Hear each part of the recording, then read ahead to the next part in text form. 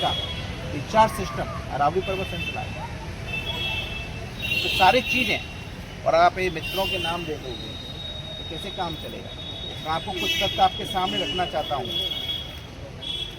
इन्होंने स्पष्ट कहा था, धूल भरी आंधियों से बचाने वाली अरावली श्रृंखला, पानी का रिचार्ज करने वाली अरावली श्रृंखला, इकोलॉजिक सिस्टम को बचाने वाली अरावली श्रृंखला और थार रेगिस्तान से बचाने वाली अरावली श्रृंखला। जब हम गर्मियों में रहते हैं ना, तो मैं शर्मत्रा का कहता हूँ, धौलपुर का भी 1-1.5 डिग्री टेम्परेचर का अंतर आता है ज़्यादा से ज़्यादा। हमारे 51 डिग्री टेम्परेचर पहुँचता है और आपके यहाँ 50 के आसपास 49 आपके यहाँ पहुँचता है। तो आप देख लीजिए कितना टेम्परेचर बढ़ जाएगा। आज दिल्ली के अंदर 540 एक ही हुआ है, 540, उसका इफेक्ट यहाँ तक पहुँचा 300 का 291 पहुँचा था ना, 2-3 के इनसे कितना का। आप अंदाज लगा लो आप कि कितने पोल्यूशन हो रहा है। और ये बता रहे हैं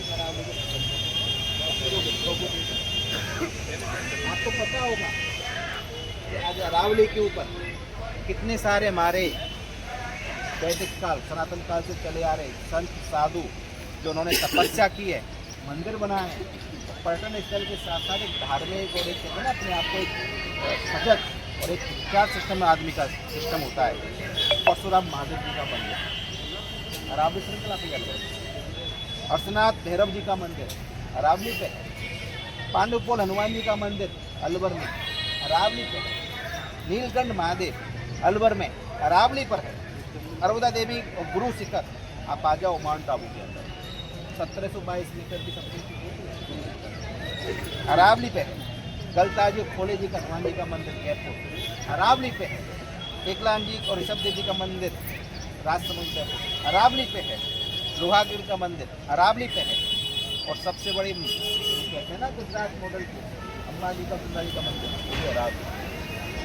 आप अंदाज लगा लो कि सनातन के रखवाले हम सबके सामने तो कहते हैं हम सनातन ही सनातन, लेकिन ये सनातन ये राक्षस प्रवृत्ति के लोग हैं। अपने 2 मित्रों के लिए पूरे देश का जमीन को डाला दिया वो लोग हैं। और इसके अलावा एक चीज़ और आपने पढ़ी होगी उसके अंदर 1000 उसमें लिखा है ना 100 मीटर की चोटी और जिनकी 2 चोटियों की दूरी 500 मीटर की दूरी होगी उसी को ही अरब मानेंगे अरावली। 2 पहाड़ों जो 100 मीटर की चोटी है और उनके बीच से आधा किलोमीटर का गैप होगा तो अरावली माना जाएगा। ये भी वो बना के दिया। सब कुछ खत्म करने पर आ गए लोग, सब कुछ।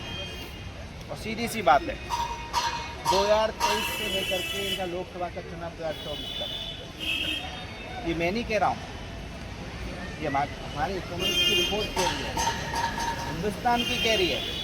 सुप्रीम कोर्ट में जो हलफनामा पेश किया था भारतीय जनता पार्टी उसकी रिपोर्ट कह रही है चंदा लो और पहाड़ दो, चंदा दो और पहाड़ लो।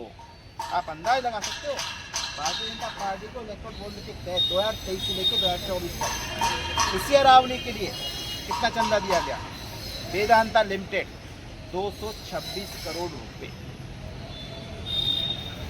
Vedanta limited 226 crore, UltraTech cement 22 crore, the Ramco cement 25 crore, JK cement 15 crore और बंडर सीमेंट 10 करोड़। ये सारे जो कंपनियां हैं ना ये राजस्थान में है। कहाँ पर है? राजस्थान में। और इसके अंदर सारी कंपनियों के अंदर आप नेट पर जाकर सर्च करोगे ना अदानी जी की तो आप अंदाज लगा लो कि हमारा जीवन कहाँ है।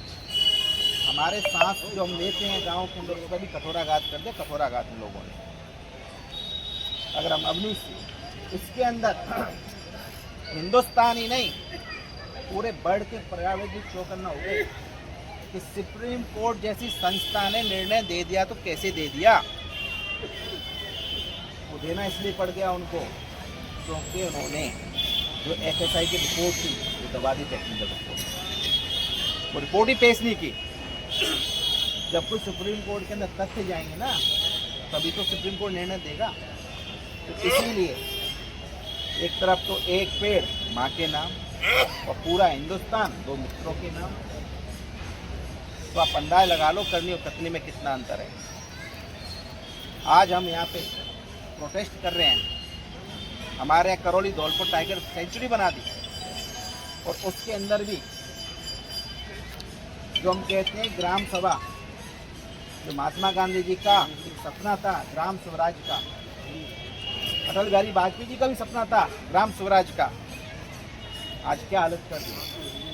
ग्राम सभा की फॉर्म पूर्ण उसके बाद उन्होंने जो असेंबली दर्ज कराई है ना, उसको भी नहीं माना इन लोगों ने, वो भी नहीं माना इन लोगों ने। आज इतने सारे सेंचुरी हम लोग जाएंगे कहाँ?